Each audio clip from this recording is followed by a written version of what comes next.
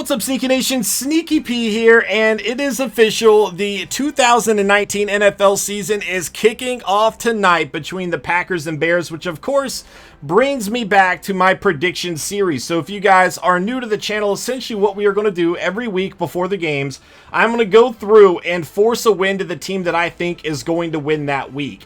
And then we'll do this every week, and at the end of the season, we'll get to see just how right and how wrong I was with every single team. Sometimes I do really well. Last year, I actually had a perfect week once. Sometimes I do not that great. But hopefully, overall, I can put together some good predictions. One thing I would really like to see from you guys this year is let me know your predictions in the comments below, man. I would love to get everybody's prediction, and then we can kind of see how everybody else is doing as well. I think that'd be a lot of fun. But without further ado, let's go ahead and jump on into it. So again, tonight we got the Packers and the Bears, and this is a great game to start the season off with. The Packers obviously have a brand new head coach. They have Aaron Rodgers, one of the best quarterbacks in the NFL, and they have an improved defense, I believe. On the other side of the field, you got the Chicago Bears, one of the best defenses in the entire NFL. They have playmakers all over the field on offense. Maybe a little bit of a question at quarterback, depending on how you feel with Mitchell Trubisky, but I don't think the Bears need Trubisky to be a superstar quarterback for them to have success. I think in a game manager role where he makes a few big throws when needed and then relies a lot on his playmakers and defense, I think the Bears are going to have a lot of success that way. You can never really count Aaron Rodgers out of a game. Any given moment, he can just go off and take over, and that other team is probably going to lose when that happens. But in this game, I'm going to take the Bears at home. I think their defense is too good, and I think their offense has enough playmakers that they can at least keep up. So I'm going to go with the Bears in this one. The Rams and the Panthers. Rams obviously being the defending NFC champions, but you know, these East Coast teams are often a struggle for West Coast teams when they're on the road. And it's going to be interesting to see how much of that plays into this game. The Rams have more talent. I think we all know this, but home field advantage is a big deal, and the Panthers are one of those teams you just never really know how good they are going to be that season. A few years ago, everybody was counting them out, and they ended up going to the Super Bowl. And they've had some other good seasons when people were counting them out. I just don't think you can count the Panther team out. But of course, they also have a lot of seasons where, you know, they have high expectations and then they just don't play very well. And it kind of seems to be whatever anybody is predicting, the Panthers tend to do the opposite. I haven't seen a lot of people talking about the Panthers this year. Maybe that means they're going to be good. I don't know, but they do have to worry about Cam Newton's health. That's a big factor for them. I do think Gerald McCoy is going to be a great pickup for them. I'm stoked to see what he can do with the rest of that defensive line. But there are still a lot of question marks there, and for that reason, I am going to go with the Rams in this game. Redskins and Eagles. This is an interesting one because the Eagles really did not live up to expectations last year. Obviously, injuries played a big factor in that, but they just did not look great. They didn't look terrible, they just didn't look great. And at one point, the Redskins were actually leading the division before Alex Smith got hurt. Now, the Redskins are going to have Alex Smith for this game, but the Redskins do have a very good defense as well. Ultimately, though, the Eagles are at home. I've got to take the Eagles. I'm not sold on the Eagles, though. I'm really not. But for this game, I'm going to take the Eagles.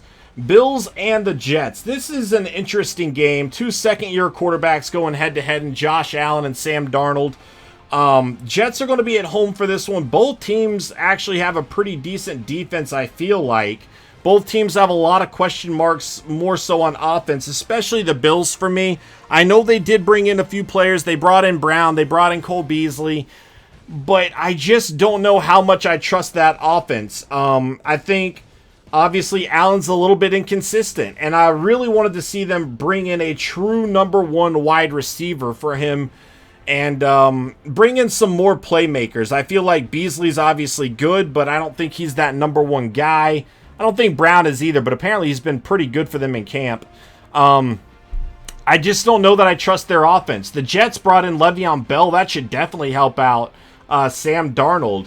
And I think Sam Darnold is just in a better situation to have some success right now. And Jets being at home, I want to go ahead and take the Jets in this one. But I wouldn't be shocked if the Bills actually took this game. We'll just wait and see. Falcons and Vikings. To me, this is one of the best games of the week. I could really see it going either way, honestly. The Vikings did not live up to expectations last year, but a lot of that had to do with their offensive line. They really worked hard on improving their offensive line in the offseason, and that could be a massive game changer for them. The Falcons, on the other hand, haven't lived up to expectations since losing the Super Bowl. A lot of question marks there. They brought in a new offensive coordinator that they do have prior experience with, so that might be able to help them a lot. They have weapons all over the field, but so do the Vikings, man. Both of these teams could win this game easily. I'm going to go ahead and select the Vikings just with that home field advantage, but I could definitely see that going either way. Ravens and the Dolphins. This is probably the easiest pick of the entire week. I'm going to go with the Ravens here. I don't even think the Dolphins want to win at this point. I don't know what they're doing. I've never really seen an NFL team tank before, but I kind of feel like that's what we're seeing with Miami right now. I can't imagine what's being said in that locker room. Like, every team you watch Hard Knocks, and every year they're like, we're going to win. Are they saying that in the Dolphins locker room? I find that hard to believe if they are. Like, they're not going to be fooling anybody if they are saying that. Ravens have a good defense. I have a lot of question marks about Lamar Jackson as an actual quarterback, but their defense is still very, very good, and Lamar Jackson is still an explosive playmaker. We're going to go with the Ravens in this. Chiefs and the Jags. This is actually an interesting game. I could see this one going either way.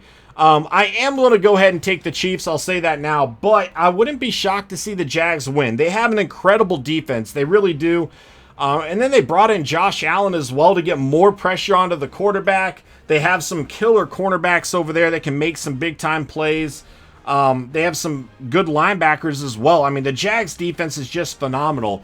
The question is, which Nick Foles are they getting? Are they getting good Nick Foles, or are they getting, like, inconsistent Nick Foles? I don't personally trust Nick Foles enough to say that I think the Jags are going to win, especially against the Chiefs here. But that defense is capable of making plays, and if they can make a few big plays, that could definitely turn the tide for the game. But for right now, I'm going to go with the Chiefs in this one. Titans and the Browns, and I'm going to select the Browns here. You know, the Browns really started to turn the corner last season. They bring in Odell Beckham. I know he's a little bit hurt, but he's still planning on playing from last I heard. And I just think they are on a team in the right direction right now. They really are. They're just trending upwards. Titans are kind of hanging around. They're not really getting a lot better. They're not really getting a lot worse. They're just kind of there right now. Maybe Mariota's going to step up and kind of wake back up a little bit. I don't know. But for right now, I feel more comfortable taking the Browns in this game, especially with them being at home.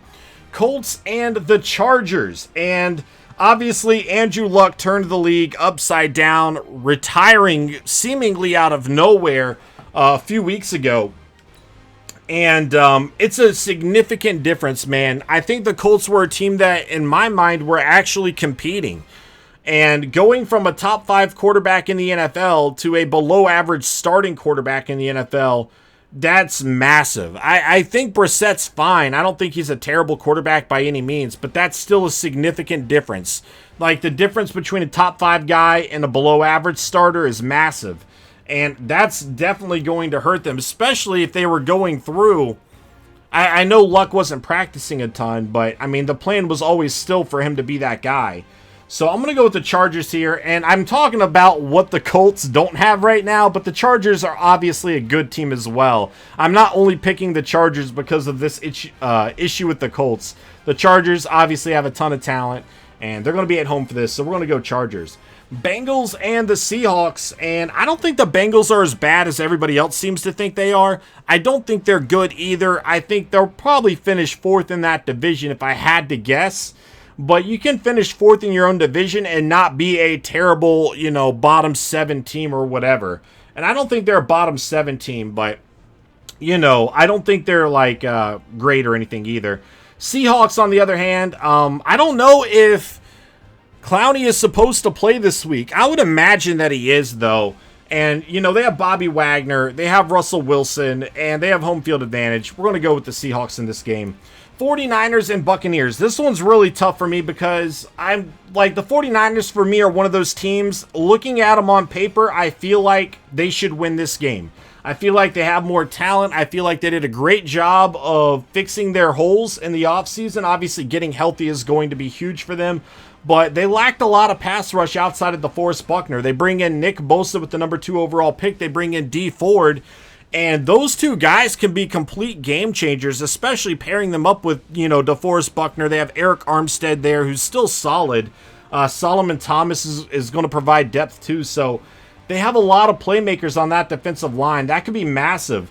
And then I trust Kyle Shanahan enough on offense to make do with what he has. And he has some weapons. He has a lot of speed to utilize, and that's just something he's very good with. So ultimately, I look at the 49ers and I feel like they should win this game. However, the 49ers are one of those teams, like, until they actually start winning, it's tough to actually pick them to win. The Buccaneers, did not mean to do that. The Buccaneers, on the other hand, you know, they bring in a new coach. Bruce Arians is going to be really good for Jameis Winston, I think, but I just don't trust Winston enough. He's had weapons, man. He's had a lot of weapons there. He has Mike Evans. They bring in O.J. Howard for him. He had Jackson for a period of time. He has Godwin to work with.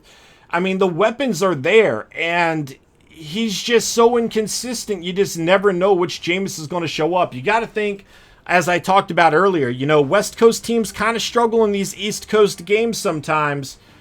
But I'm actually going to go with the 49ers in this one. I might regret this. I'm typically a pretty pessimistic fan. But I feel like the 49ers should win this game. But, you know, Jimmy Garoppolo can't have these turnover games anymore. He's really going to have to step up. So we'll wait and see what happens there. Giants and the Cowboys. Going to take the Cowboys at home here. This one's pretty easy for me. The Giants obviously have Saquon Barkley. Eli Manning's going to be starting in this game. I don't really, it's Eli, you know what I mean? They no longer have Odell, so that's a big weapon gone from them. Like, I look at the Giants, and I don't really feel like they got better from last season. And the Cowboys won that division anyway. We're going to go with the Cowboys here. Lions and the Cardinals. This game is actually tougher for me to predict than I thought it would be. You know, Kyler Murray really did not look that great in the preseason. I'm just feeling like the Cardinals might shock people and win this game, though. I really don't have a ton of faith in the Lions. I said this last year. Nothing's really changed there. I don't have a ton of faith in the Lions. I don't. I don't know how else to say it. I just don't. But obviously, you can't have faith in the Cardinals either, so I'm kind of at a dilemma. Ultimately, I'm going to select the Lions here because I think Matthew Stafford is going to be the difference maker in this one. I didn't see enough from Kyler Murray in the preseason to pick the Cardinals. If I did, I might have actually gone with the Cardinals in this game. But for right now, I'm going to go with the Lions. Steelers and the Patriots. The Steelers lost out on Antonio Brown, which might be a good thing. And I've heard a lot of people say, well, they'll be fine. They have Juju Smith-Schuster to replace Antonio Brown. And while that might be true, who's going to replace Juju Smith-Schuster? I just don't think there's any other receiver with that caliber talent on their roster. So that alone's going to be a blow. And then Juju Smith-Schuster's obviously going to have to adjust to being the team's biggest threat at wide receiver. James Conner did a good job last year, obviously filling in for Le'Veon Bell. But, you know, they're playing the Patriots. The Patriots are at home. I'm not picking against the Patriots, man. It's just not going to happen. Tom Brady, he's another year older. He might have been showing a few signs. He's still one of the very best quarterbacks in the NFL right now. But, you know, he doesn't have the arm strength that he used to, and that was last year. Is it going to be worse this year? There are some question marks there, but I'm not betting against him at all. We're going to go with the Patriots in this one. Texans and the Saints. And this is actually a pretty intriguing game for me. The Saints have a ton of talent. They really do. But the Texans just made some interesting moves. They traded Clowney away. That's definitely going to be a little bit of a blow to their defense. But bringing in Laramie Tunsil is massive. And then bringing in Stills, to be another wide receiver, taking more pressure off DeAndre Hopkins is going to be huge. This is an intriguing matchup here. But I think the Saints just have too much talent both on offense and defense. They are also at home for this game.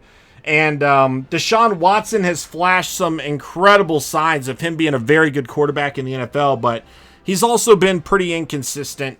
And I think the Saints defense has enough playmakers over there. I'm just going to go with the Saints in this. Final game, Broncos and the Raiders. And what a terrible way to close week 1, man. I don't have faith in either of these teams at all.